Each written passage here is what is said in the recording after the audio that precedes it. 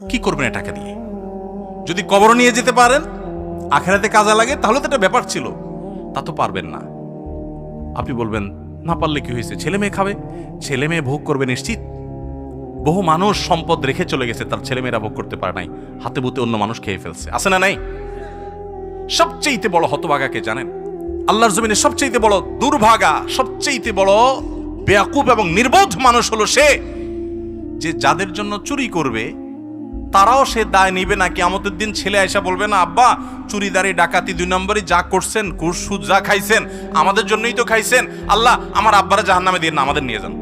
বলবে না ভাই, কোরআন বলেছে ইয়াউমা ইয়াফিরুল মারউ মিন আখিহি ওয়া উম্মিহি ওয়া আবিহি ওয়া সাহিবাতিহি ওয়া বানি।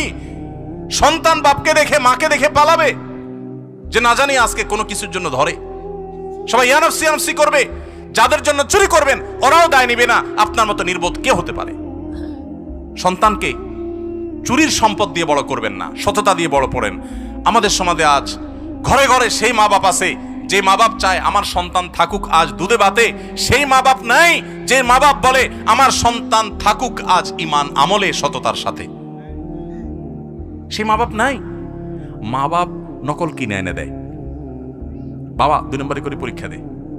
যেই মা বাপ সততা শিখাবে, সততার সংকল্প করাবে, সেই মা বাপ চুরি শিখাচ্ছে। এজন্য সমাজের রন্ধ্রে রন্ধ্রে, কাজে বাজে, কোনাকাঞ্চিতে সর্বত্র দেখবেন চোর আর চোর উৎপাদন হচ্ছে, দুর্নীতিবাজ উৎপাদন হচ্ছে।